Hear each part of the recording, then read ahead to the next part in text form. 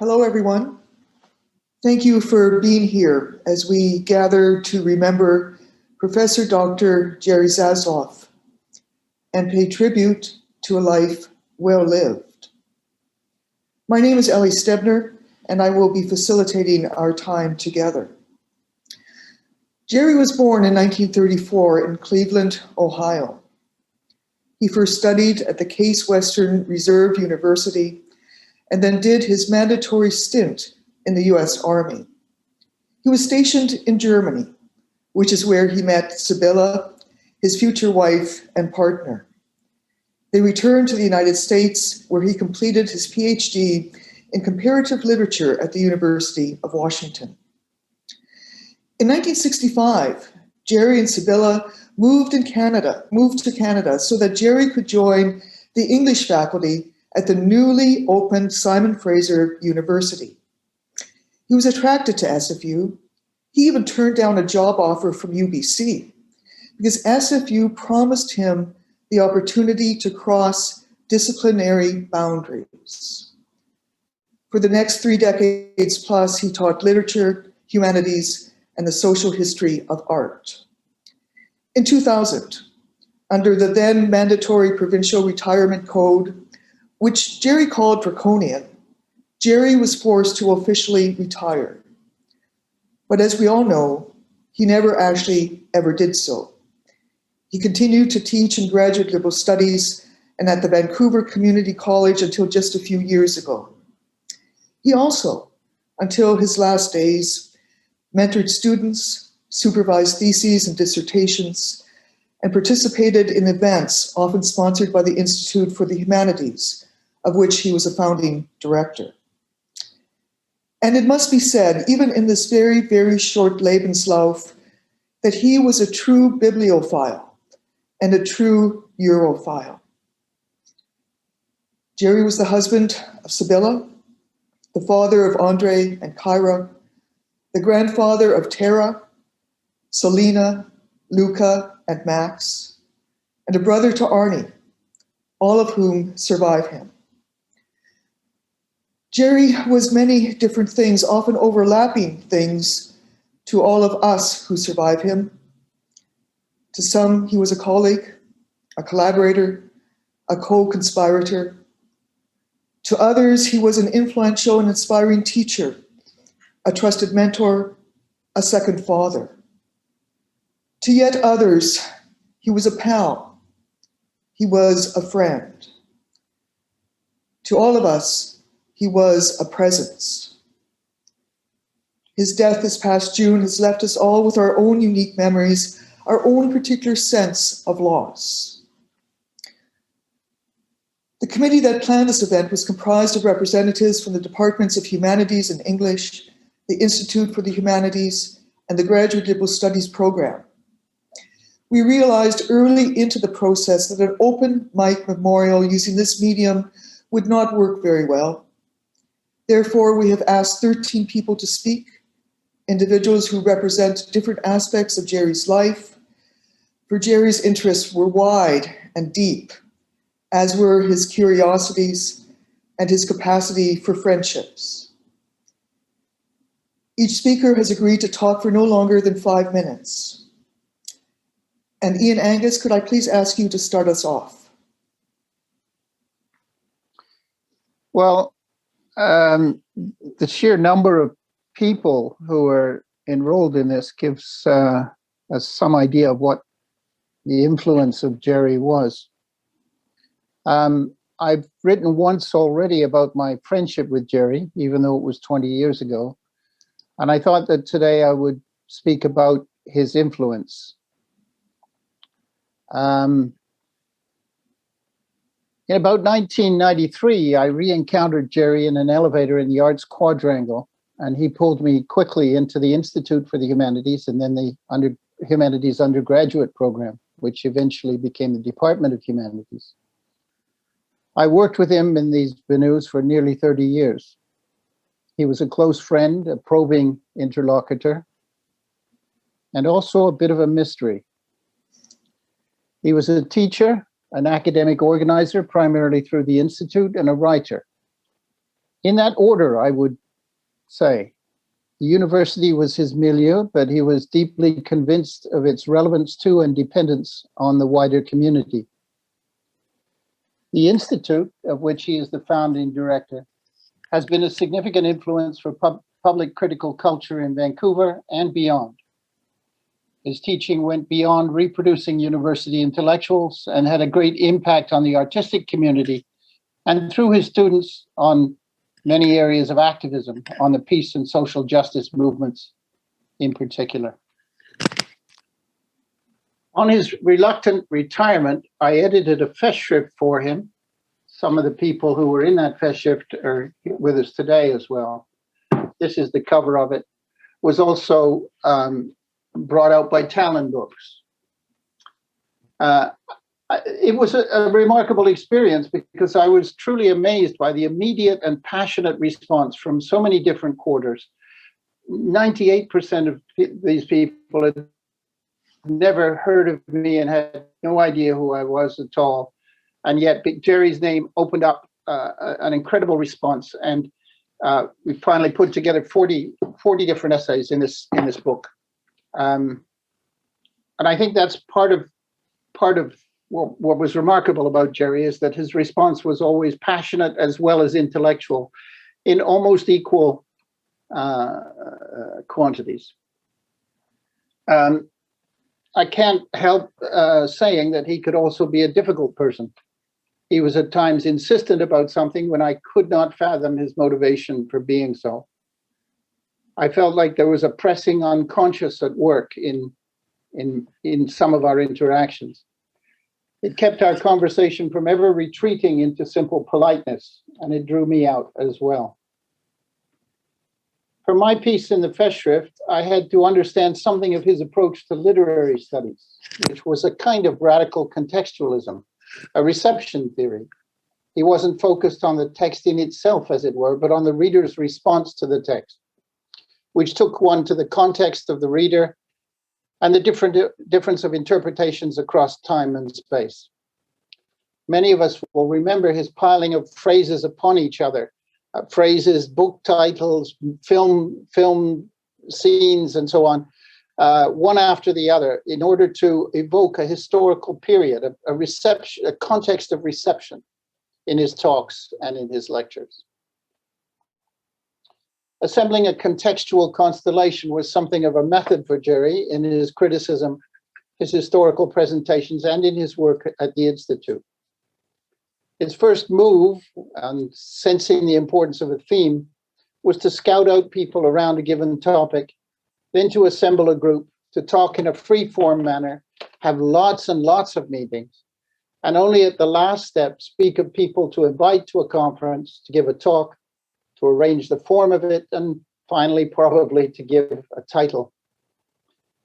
Form always emerged through practice, through this contextual cauldron for Jerry.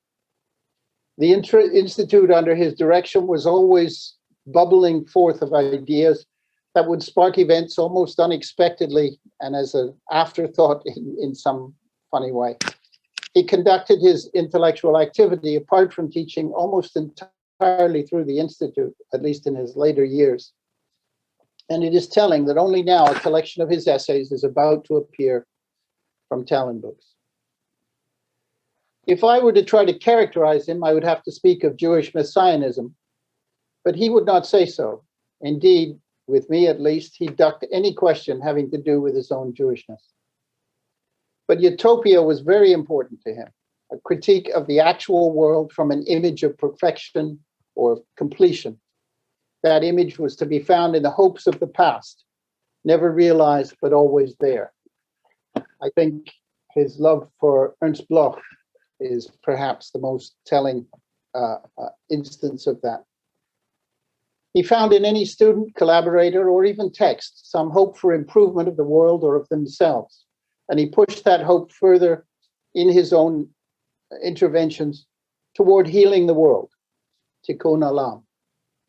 In our last extended conversation, I spoke to him of what I had learned from Joel Whitebook's biography of Freud. He was as engaged as ever and hoped to read the book. I eagerly anticipated further conversations on this and other matters, but it was not to be. He will remain in my internal conversations. My life is richer for having known him. Already, I miss him a great deal. Thank you. Bob, please. I'm just had to unmute. Thank you, Ellie. Okay. Well, on the surface, Jerry and I appear to be very unlikely friends with almost polar opposite academic backgrounds, me being a mathematician and computer scientist. However, given our common bent for social justice, Jerry brought me to the Institute for Humanities and became the closest thing I really had to a university mentor. He provided tremendous opportunities to deepen, and we collaborated on a number of areas, including academic freedom and development and human rights. I'll present kind of a broad stroke view of Jerry drawn from memories from some of these close personal interactions. But first, a direct quote from Jerry about memorials. I am not by preference someone who likes or wants to speak at memorials. Memories are slippery. They fool us. Nostalgia comes over us. We remember what we wish and don't want to remember the painful things. Since I'm a teacher of literature and humanities, I would only like to tell you a simple story about our friendship. Truth is sometimes easier to speak in a story because, like memory, truth is very difficult to swallow. In fact, when I heard about my friend's death, I could not swallow. That is the meaning of being choked up. Some things are hard to understand, to take in, to believe. We believe it with our minds, but not with our souls. These were Jerry's words, the 2006 Memorial Afternoon for his friend Natu Thakur. And just by replacing a few words, it's appropriate here. And certainly his view, his sentiments were well expressed by me when I heard of Jerry's death. We had many discussions about academic freedom while I was on Simon Fraser's Board of Governors. I recall after one long discussion, he wrote, "Dear Bob, it was a nice, relaxing talk. Sending off to battle the corporation." He once wrote, "I found myself involved with issues of academic freedom since the university was founded. I've served this university and my colleagues in many ways in regard to academic freedom, dismissal hearings, salary equity for women, and so on, things most of you here know all too well." He continued, quote, "I've been taught by once blacklisted professors. I've been where academics have committed suicide when their reputations have been smeared after they've been subjected to investigations. And I have taught in Europe where and with dissidents who have felt the blows of state and political power. I have known many of the people whose lives have been touched by the erosion and destruction of academic freedom. Luckily, I have not been one of them." Unquote. I recall after examining a long-winded, obscure definition of academic freedom given by the administration, he noted simply that academic freedom, quote, "is more than freedom to be academic. Academic freedom is the freedom to speak out on controversial issues and to frame these issues without fear of being coerced into silence because employment sanctions and the vagaries of academic and professional fashion may be used to curtail or limit this freedom," unquote.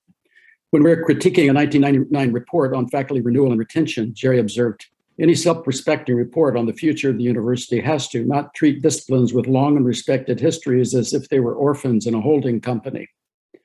This is an important debate. I wonder what faculty of arts senators think about this paradigmatic report that uses market-driven language like flagship or locomotive to create the deep metaphors of university discourse." He continued, "I am reminded in the more grimly lighter moments of the Marx Brothers film, Marx Brothers Go West, when Groucho runs out of coal and wood for fuel, he uses the wooden cars to feed the furnace, thus driving the engine until there are no trains left."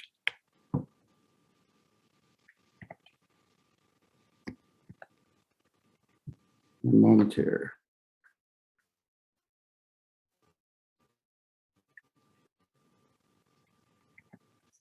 Of course, he is doing this to save the train from the hijackers.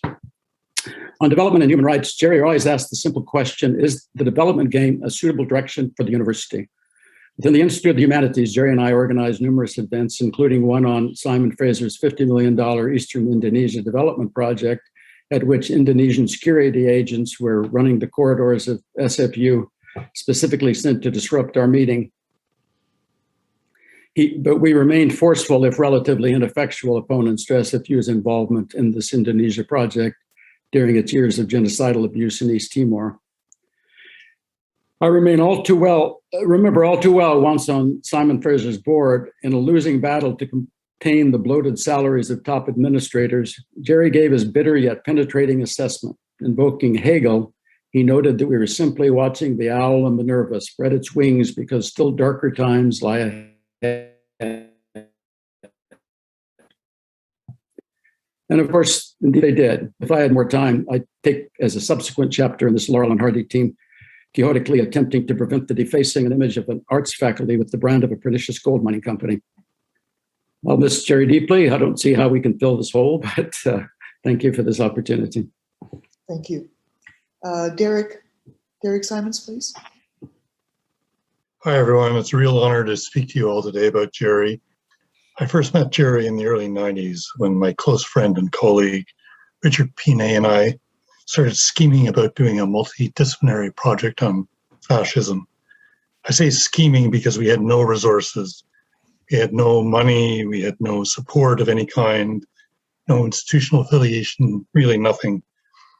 All we had were a bunch of inchoate ideas about fascism. This was the early 90s, after the Cold War, the end of the Cold War, triumphalism was everywhere, rampant in the West. We just had a bunch of inchoate ideas about how fascism still had a beating heart despite its apparent utter defeat everywhere. We also felt that there were underutilized and nascent forms of public discourse, including a technological oddity then called the World Wide Web, that were arguably anti-fascist in nature and, truth be told, potentially a lot of fun. Anyway, Rich and I somehow convinced Jerry to come see us in the poorly heated art studio that I worked in at the time. Because there was a life drawing session going on in the studio when Jerry visited, we had to cram ourselves into an adjacent hallway where we tried to spell out our vision for the project. Despite the somewhat glaring weaknesses of our pitch, Jerry was immediately supportive. He committed on the spot to providing us a small but vital cash contribution, and he permitted us to publicly name the Institute of Humanities as a partner, providing us critical legitimacy. Jerry remained a loyal supporter until the very end of the project. Spectacular State, Fascism, and the Modern Imagination ran over 2 months in 1995 with 42 events, lectures, panel discussions, film and video screenings, art exhibitions, roundtable discussions, and a cabaret. It's very likely, I'm convinced, that much of this would not have happened without that initial support from Jerry. When I returned to school to do my PhD in the early 2000s, Jerry was a major influence. I can't say that I ever purposefully studied Jerry's writing, but through informal discussions, email correspondence, and some beers in local pubs, there was a kind of intellectual osmosis that occurred. So much so that when Jerry sent me a paper of his, just before I completed my dissertation, I wrote back that reading his words was like sinking into a warm bath. So similar had my work become to his. I dedicated my dissertation to two people who had profoundly shaped my intellectual project, and one of them was Jerry. I was very grateful that he attended my dissertation defense, where I could publicly acknowledge my intellectual debt to him. There are two major lessons I feel I learned from Jerry. One is that there are no absolutes. Jerry relentlessly unpeeled layer upon layer of context and contingency, thereby revealing the inner workings of power. The other lesson is to trust one's instincts. Jerry was unafraid to embrace something that captured his imagination, as with our fascism project. I suspect that his brilliant and learned mind often foresaw much richer possibilities than the beneficiaries of his instinctive embrace could have ever dreamed up, let alone made manifest. Okay. But with his ever-present shy smile, Jerry's melancholic hopefulness cheered on authentic human ambition. I, and doubtlessly countless other misfits, benefited profoundly from his support and teaching, and loved his gentleness, kindness, and wit. I'll miss him dearly. Thank you. Thank you. Morgan Young, please. Hi, I'm Morgan Young, and I'm a fairly recent student of Jerry's. We just finished up my thesis this coming spring, although I've known him for longer and been his student for the better part of a decade. It took me half a lifetime to find Jerry. There was part of my own mind that did not fully emerge until the day I walked into his classroom, an eclectic class on Nietzsche and Van Gogh, Woolf and D.H. Lawrence, and the experience of loss, and felt what I can only describe as a sense of recognition, that I had been waiting a very long time to hear exactly what this person had to say. When I did find him, it was during a difficult period where I was unsure of what was happening to me and generally unsure of myself. He changed the direction of my life. For the better part of a decade, he has been a touchstone, offering guidance, support, jokes, and free access to the world of his knowledge. More often than not, he knew where I was going before I knew myself, and patiently waited for me to figure it out, leaving the most precious treasures for me to find along the way, friendly crumbs on the floor of a tangled forest. He told me that he could see the path I was working in, and that in the forest, the leaves fall too. Now, in this turn toward winter, I look through bared branches at a clouded sky, alone but with unencumbered sightlines, and get an inkling of his aerial view. Jerry was an intellectual radical of a kind that I'm not sure we'll see again. He was brilliant, funny, quick, kind, and generous.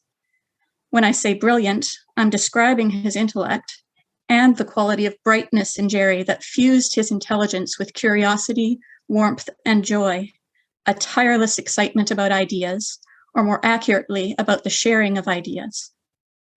Jerry often gathered these ideas as fragments, bits and pieces that he deposited in the margins of books, on sticky notes, in pages of partially or fully handwritten notes.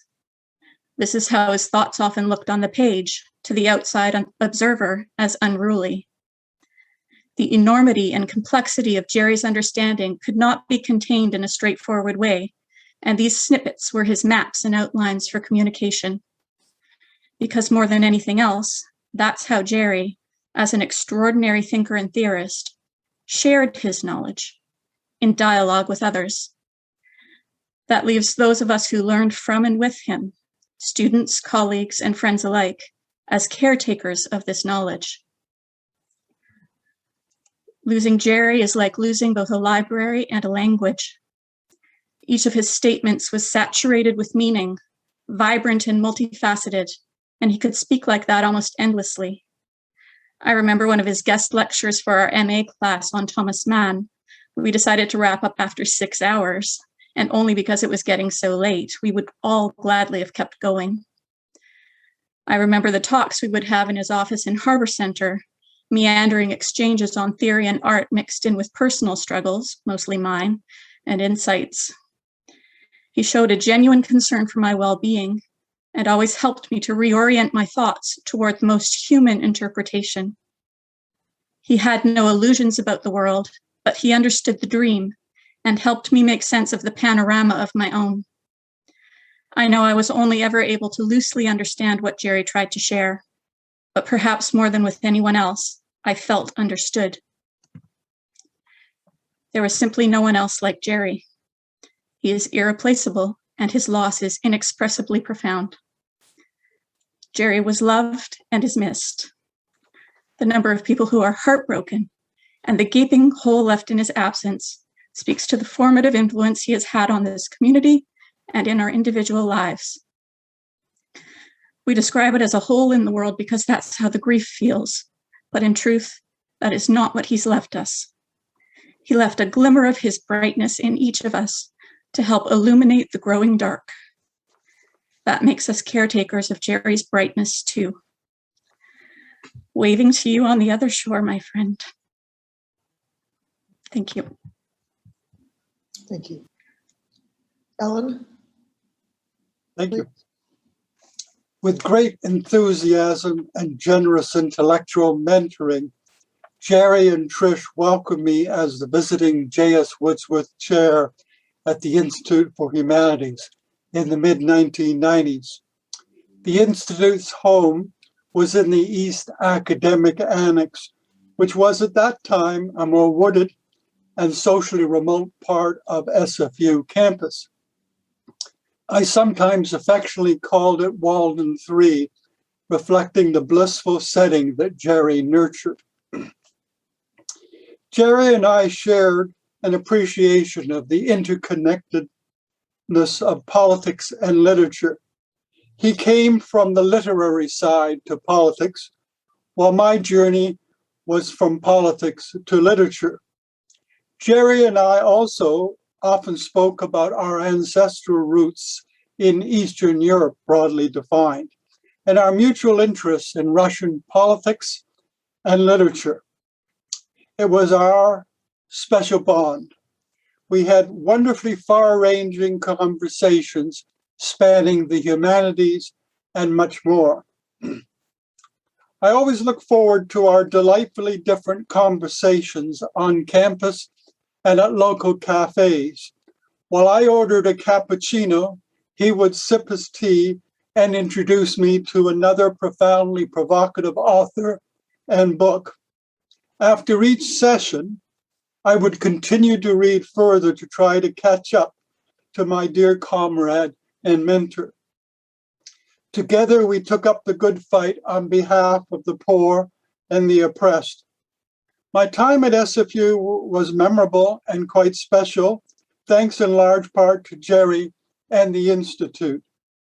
His wisdom, openness to ideas, and generosity were truly inspirational. We shared not only wonderful times, but also our concerns about the fate of the world. Without a doubt, my time at SFU was a career and life-altering experience. Jerry was my remarkably gifted mentor. In subsequent years, I often wished that we had lived closer so that we could have continued our lively discussions in person. Instead, we had to rely on email exchanges. Not quite the same, but still they were a chance to chat, share our existential humor, and for me to continue to learn from him right up until his last months. I will always be grateful for Jerry pointing the way on our journey. I was guided by a unique North Star. He continues to be an inspiration each time that I write and speak on human rights. We remain comrades, transcending the continent. A big hug and much love, Alan. Thank you. Gary, please. Well, thanks very much, Ali. Jerry, as with all of you, I always thought of as a close friend. He had many friends and even more acquaintances. We are the lucky ones, I think, who could count on this friendship. And because there are very few people like Jerry. And so we were able to enjoy him and his company, his impressive knowledge, and we were all made richer by his humanity. A few years ago, Jerry wrote a little piece that some of you may have received. I think he sent it out to several people. And it was on reflections of his work on Bertolt Brecht and also on the early history of Simon Fraser University. And he called it a memento mori, which was a very curious subtitle, a kind of a premonition of the inevitable. But both Brecht and SFU were represented ideals for Jerry, kind of overarching ideals, one regarding human struggle and the other as a center for potentially the genuine pursuit of knowledge. So he worked very actively towards these ideals. When I first came, well, actually years later, when I did meet Jerry and become a friend, he told me at length about the work that he had done on the dispute in the early years of SFU, and his role as a mediator in trying to resolve the difficulties that had arisen. To his regret, the bitterness of those years were left to wither away rather than be resolved. He was also obviously instrumental, as we all know, in the development of the humanities program, and headed the institute for many years. And I always saw that as a small nod to the experiment that failed at SFU that Jerry was only too aware of. And lastly, among these efforts of Jerry, he managed, through his friendship with Margaret Morgan, to go a very long way in setting up an academic program in labor studies at SFU, which some of you may not realize. It didn't come to fruition, but it's always surprising to me just how far he got in setting it up, more or less on his own initiative. When he wrote Memento Mori a few years ago, he called it a homage to Bertolt Brecht and to SFU, both of which I saw as kind of overarching ideals for Jerry. And both Brecht and SFU, in Jerry's eyes, in that homage, had failed to realize their original goals that were frozen and desiccated by administrations or bureaucracies on one part in Eastern Germany and the other, well, in university administrations. But in this Memento Mori, Jerry recognized that the ideals of Brecht and the SFU, two overarching hopes in Jerry's life, I think, were past hope. But he kept his ideals. He thought it always important to work towards them, and he did work towards them. And SFU is a much better place for them, and so are all of us. And this is what he must be remembered for. Thanks. Thank you. Charles. Hi, everyone. I hope you can hear me well. Thank you so much for inviting me. I'm so happy and honored to be here. I've been fortunate enough to act as editor with Talon Books for Jerry for the last 4 years. This is exceptional in the editing world, in the publishing world, to have such lengthy relationships and to work for so long on a book. And that book is Untimely Passages. And it's more than a book by Jerry. I think he would agree if I were to describe it as his magnum opus, or at least a very important compendium of his intellectual life and of his texts going back to the late 60s. I first met Jerry in 2017 when I had, almost immediately after I had moved from my hometown of Montreal to Vancouver and starting to work full-time for Talon Books as editor. And at first I was so surprised. I thought it was so serendipitous and coincidental to be working with such a man as Jerry, because it seemed we had so many points in common and shared interests. Although I hasten to add that Jerry was much more successful in all those points in common that we had, more successful than I could ever be. But still, we shared some interests and even some biographical points. We had studied in the same disciplines. We both had spent time in Germany and had learned German. So part of our conversations involved the German language, German culture, German artistic productions. And to a larger degree, we both appreciated, shall we say, continental European artistic productions and ideologies and authors and artists. And that was an endless source of conversation and back and forth between me and him. And it was such a peculiar editorial relationships that we shared, and I'm so grateful for it. It was a daily editorial relationship. There almost wasn't a day when Jerry wasn't sending me an email about something, and I wasn't sending an email to him. And of course, I went to see him at his SFU office many times, and we had trouble staying focused about the work at hand, because conversations always stayed friendly and intellectual, but would often go in various topics, some not directly related to the book we were working on. And so I'm so grateful that I've been able to work with him. And when he became weak and later passed away, I couldn't believe it. I realized that I hadn't expected or hadn't even thought that that was a possibility. And I thought that work would just continue on and on. And I'd like to be honest, working on this upcoming book was sometimes difficult because it is a huge book, both in terms of quantity, number of words, and in terms of the complex, nuanced, subtle ideas and expositions that are contained in these pages.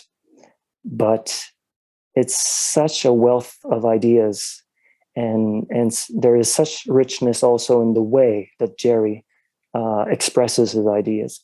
And I particularly admire his blurring of the limit between, shall we say, academic discourse and artistic expression. And if you're interested in having a look into this book, that's coming up in probably February of next year, something like that. I think you'll notice this, and I think appreciate this very intentional and well-crafted blurring of disciplines and discourses. And I really appreciated that aspect of Jerry's aesthetics. I'm so sad that he's gone. But I am happy to say that when Jerry became weak and passed away, everything contained in his, what I've described as his magnum opus, had been overseen by him. And he had commented on every aspect of this book that was so important to him.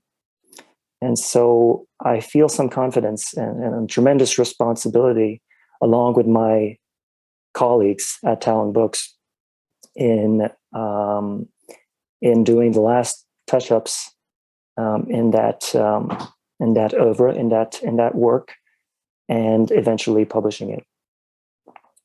So thank you for inviting me. I really miss Jerry's input. I wish he could have seen his book in physical form, but I'm consoled in the fact that I think he really appreciated the form that it will take, that it's now taking. Again, thank you for inviting me, and it's great to see everyone here. Thank you.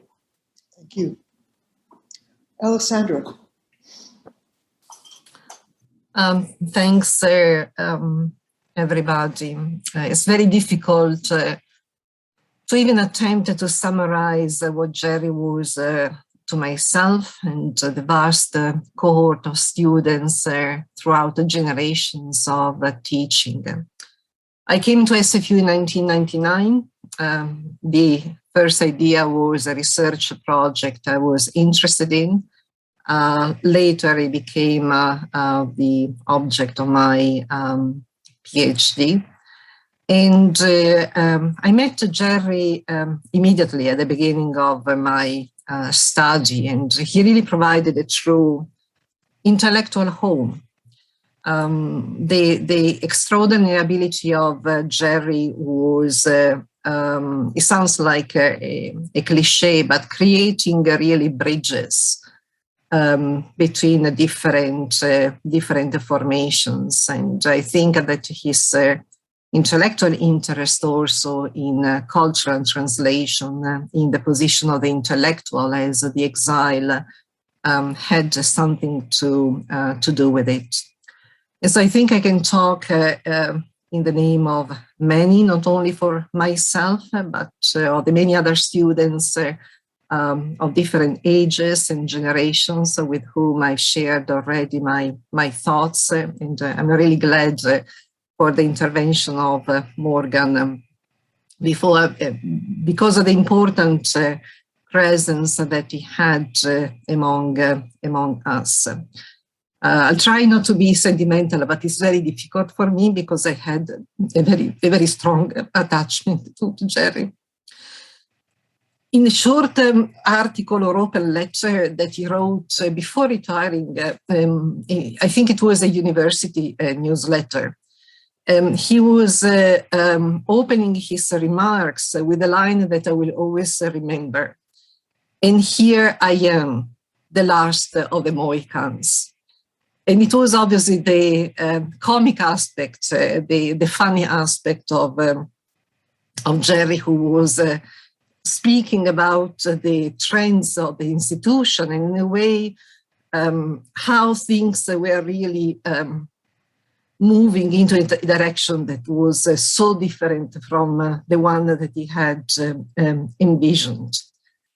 In my view, Jerry belonged to the last generation of teachers, not in the sense of a transmission of skills or transmission of organized or framed thought, thought to be utilized as a tool in public discourse or in social media nowadays.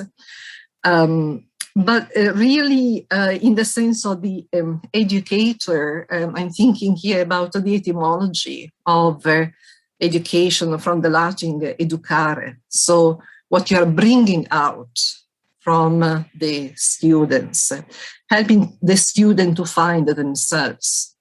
I met plenty of students of Jerry, and I have to say that in spite of our many differences and interests, it was amazing how never did he try to turn his students into his own mirror image.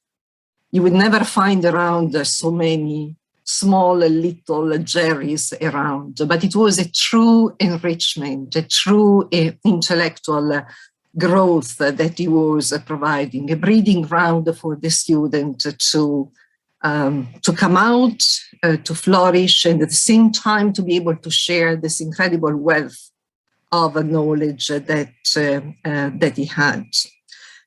He always made time for his students, as many of us have already mentioned.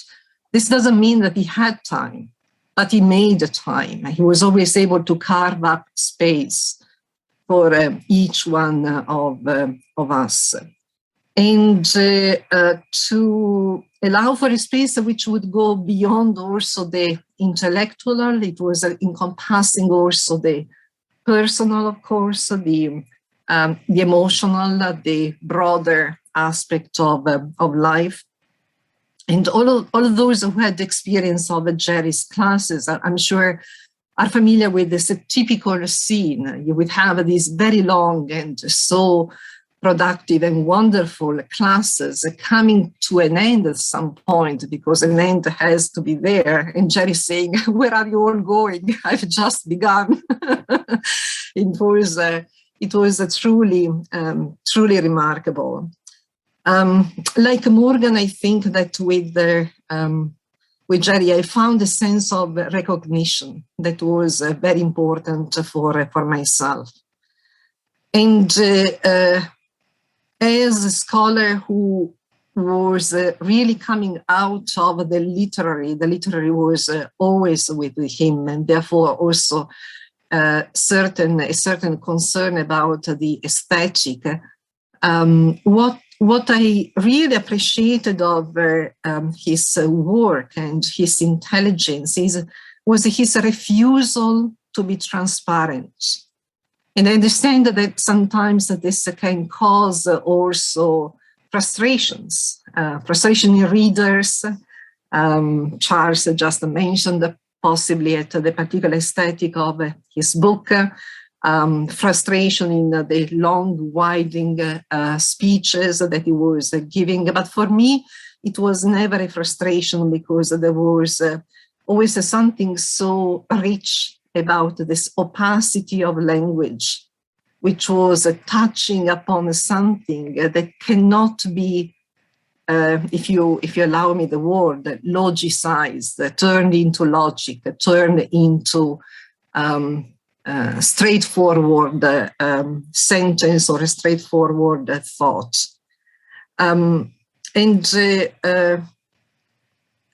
So perhaps there is really something that made also his way of thinking, which was always a thinking, in my view, opening up new words of language, new words of possibility, which was really enriching the experience of students, but also produced something for what I believe was his dream of the radical institution.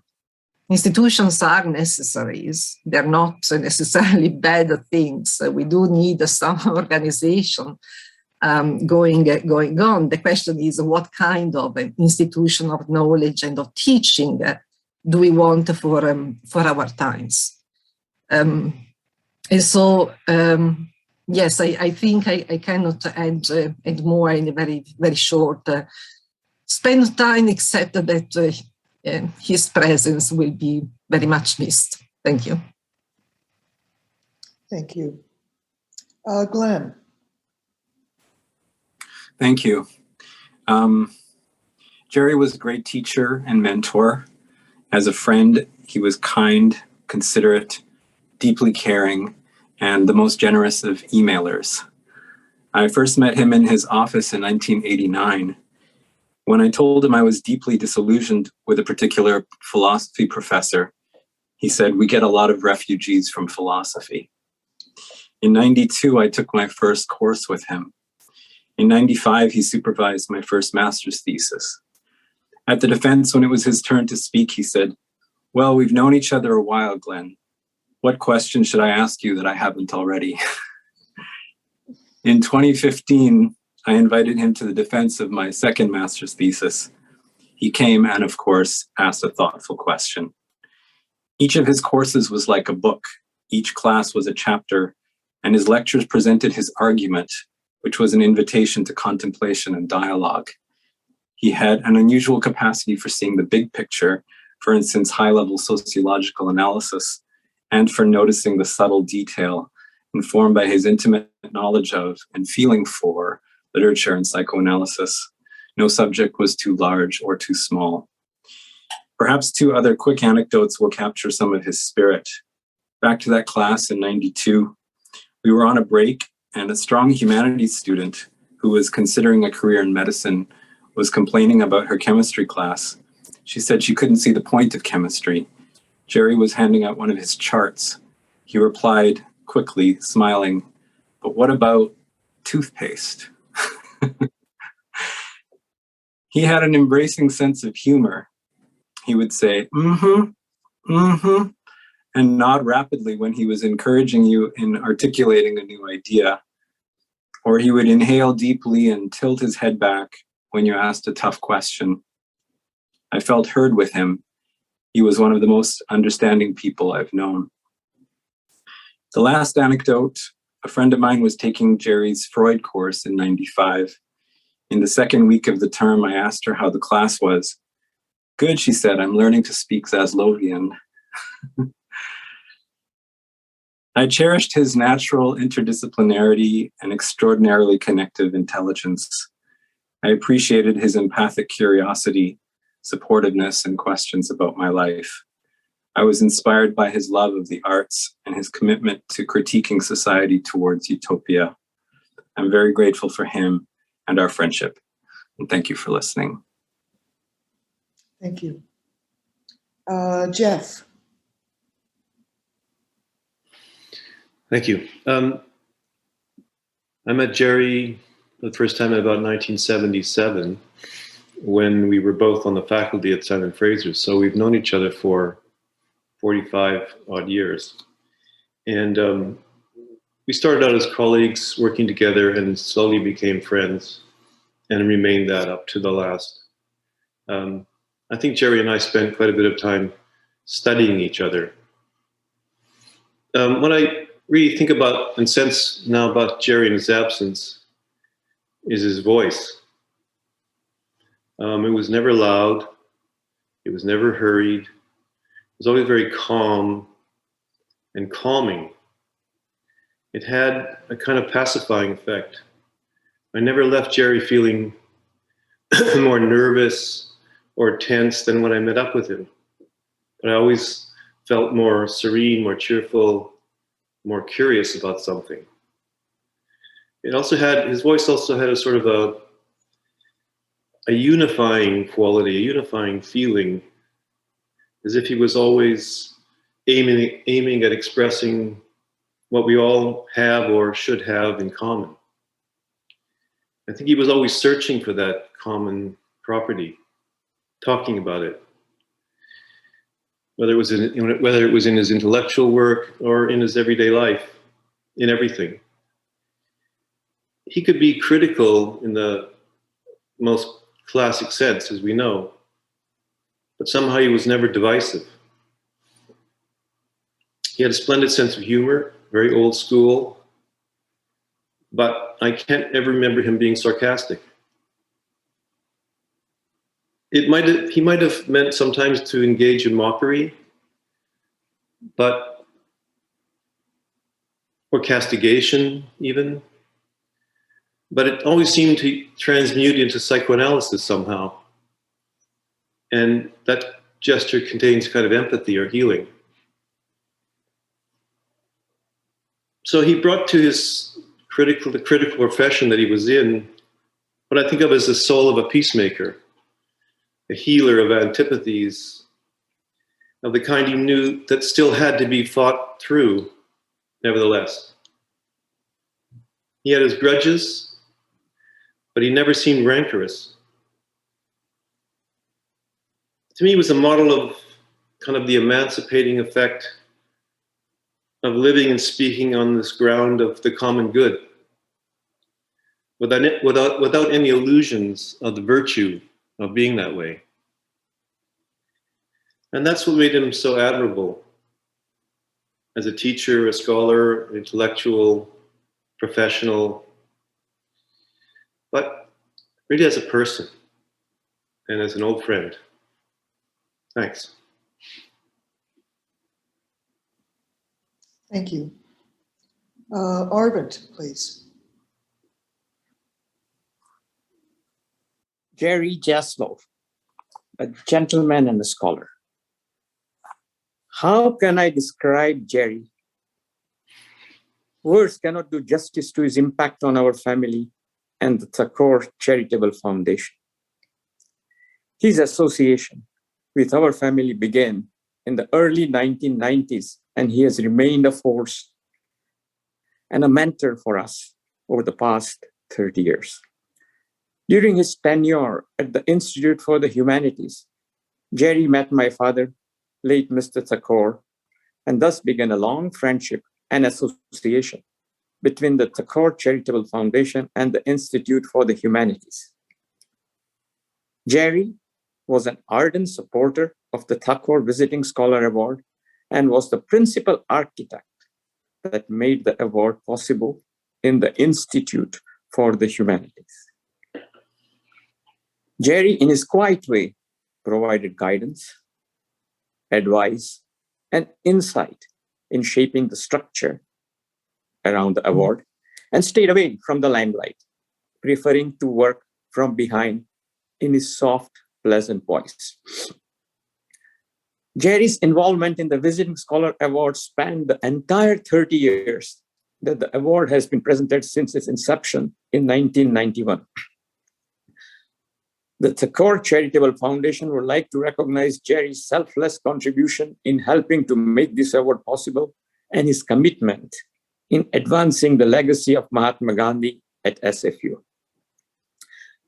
Jerry was like a mighty river that flows from the mountains, gently gathering force as it makes its way to meet the ocean. During this journey from the mountains, he nurtured many in providing the needed guidance, support, and friendship. He finally has ended his journey meeting the vast ocean, gone but not forgotten. The Thakur family, many members of the Gandhi Jayanti Committee, his friends and colleagues, fondly remember Professor Jerry Zaslove as a gentleman and a scholar. Thank you all. Thank you. I will be reading the tribute that has been written by Kirsten Schurzbecker. The educator and political philosopher Paulo Freire wrote, "The teacher is, of course, an artist, but being an artist does not mean that he or she can make the profile, can shape the students. What the educator does in teaching is make it possible for the students to become themselves." It is my sincere honor to write a few words for this memorial event for Professor Jerry Zaslove and outline why Paulo Freire's words put me in mind of him.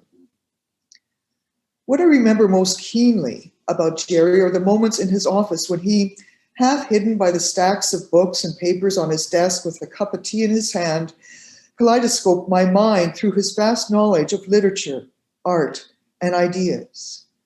The tapestry of thoughts and images he wove at those times would leave me inspired, bewildered, questioning, and always encouraged to take risks in my own thoughts and ideas.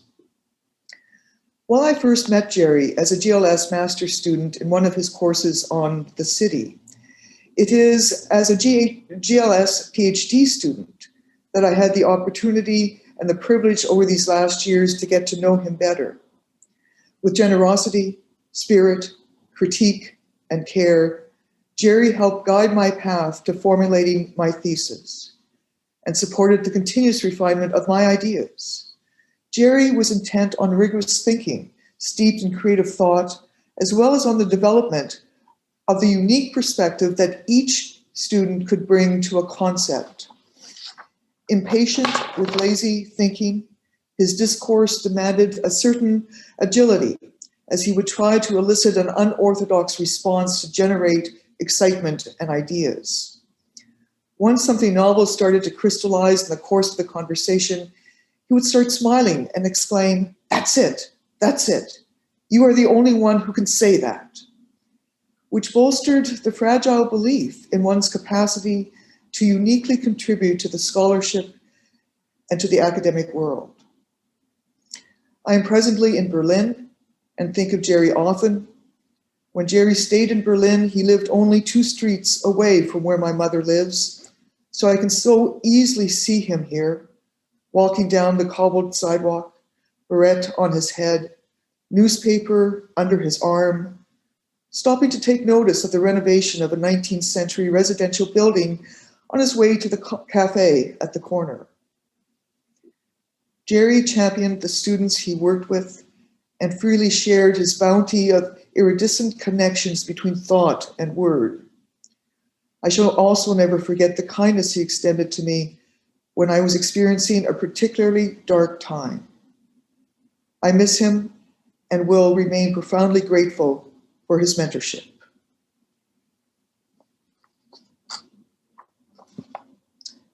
From Kirsten.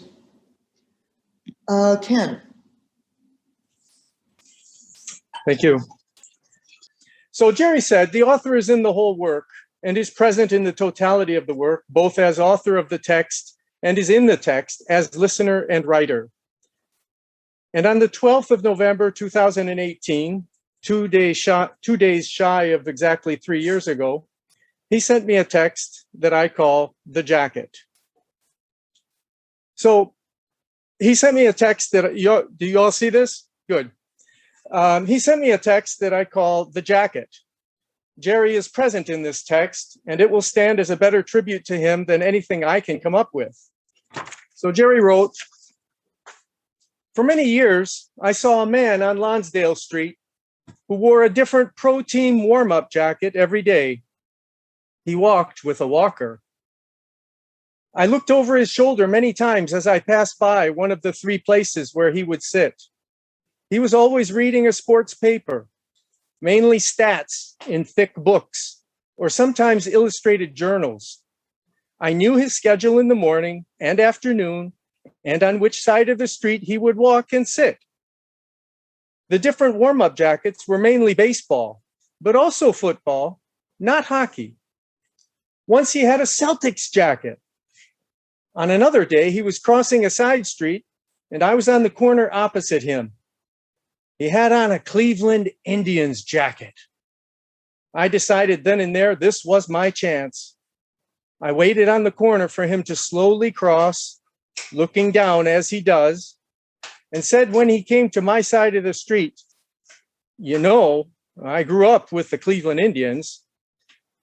He looked at me up and down. I said, 'I can probably name all the players on the team in around 1948. Well, he could too. And he could name players on other teams as well. Over the months, we talked more, either on the street or I would sit down with him at one of the bistros. Mac was from Saskatchewan, raised by his grandparents, and grew up listening to baseball games on radio broadcasts from the US, even lower levels of play into the AA and tryout leagues, and coming from as far away as Iowa. He knew the history of baseball, the history of stadiums, even stadiums in Japan. His memory was right there. I told him I saw Pete Gray, the one-armed player in the outfield for the Chattanooga Lookouts, when we lived there during the war. He knew all about Pete Gray. He also knew about League Park, where the Indians played before moving to Municipal Stadium in 1946. He knew that the origin of the Baseball Digest was in White Rock. I told him where League Park was in the middle of the then immigrant and black neighborhood, and that when I was in university, I cleaned a woman's house on Saturdays who lived nearby. Race riots between blacks and migrant workers from the South were just beginning there, so I would leave my cleaning job before dark. The lady had a picture of Robert Taft on her wall. I would think how he had made the Taft-Hartley Act that messed up labor unions. When did I ever meet a Republican face-to-face before then? She paid me $5 a day, enough for the Greyhound back to Akron. Lou Boudreau was my favorite baseball player. I even wrote a letter to the editor of the Akron Beacon Journal, Jim Schlemmer, about him when I was 14, complaining about what the editor had said critical of Boudreau.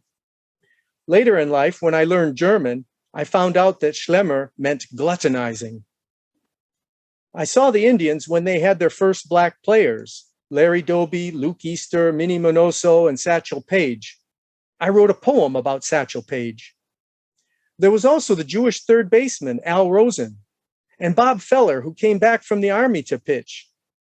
Bill Veeck, the owner, was one of the first to hire black players. Veeck also made the game into entertainment with midgets and ridiculous stunts that tried to make baseball what it wasn't. I got the courage one day to ask Mac about the crippling disease. It's like MS, but different. Guillain-Barré syndrome. I remember it because the name is close to shortstop Ozzie Guillen's name. I learned that Mac played minor league ball with Beaumont, Texas, in the Yankee system. He said he could hit and played many positions. I thought as an academic, I played many positions too. And as a kid, I tried them all out. After baseball, Mac went into construction in Alberta and BC before he retired there. He didn't like Vancouver and longed for the prairies. I asked him, does he have any clippings from his baseball life? His ex-wife took them, and also his collection of native artifacts from the hills of Saskatchewan. He thinks baseball players should respect the game and not wear their uniforms sloppily. He has other curmudgeonly views, which I tend to agree with in the moment. His politics, of course, are part of his character. He has little use for other figures of the street who sit in their motorized wheelchairs and complain. He thinks these others resent that he wears all these jackets. One day when he was wearing the Celtics jacket, I told him it was my favorite team, and I could recall most of the players. He asked me, "Who is the manager coach of the Celtics?" Well, I said, "Red Auerbach." He gave me his agriculture newspaper that he gets from the prairies. I told him it has great information that no one knows. I also said that there's no newspaper I know of that has a regular column about education. One day, Sibylle and I were sitting at a cafe on the street. Mac was walking by and said he had something for me and he'd be at the other cafe the next day, usual time. I met him there, and he had a big package on the seat of his walker. It was a Celtics warm-up jacket. He said he knew I would like it. He was not keeping some of his jackets. I protested I could not take it, but he insisted.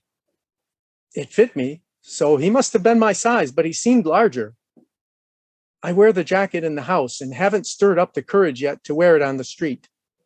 If he'd seen me with it, I'm sure he would have been pleased. Well, the last time I saw Jerry at the Bon Chaz coffee shop across from Harbor Center, I asked him how Mac was doing. He paused and said he hadn't seen him in a long time. We were both quiet, and I started wondering about whether Jerry ever wore that Celtics jacket outside. Thank you. Thanks to each one of our speakers for uplifting your memories and experiences of Jerry. And thanks to all of you for being present during this memorial. It's our hope that everyone here will find opportunities to share your own unique and special memories of Jerry in your own informal circles. Please also note that a digital card has been sent and is present in your chat box if you wish to write something in memory of Jerry. I'd like to draw our time to a close by paraphrasing just a few words sung by Billie Holiday in a 1944 recording. We'll be seeing you, Jerry. We'll be seeing you in all the old familiar places that this heart of ours embraces. We'll be seeing you. May we all now go in thankfulness for the life of Jerry Zaslove and in gratitude for how it graced each one of us. Take good care of yourselves. Be well, and bye for now.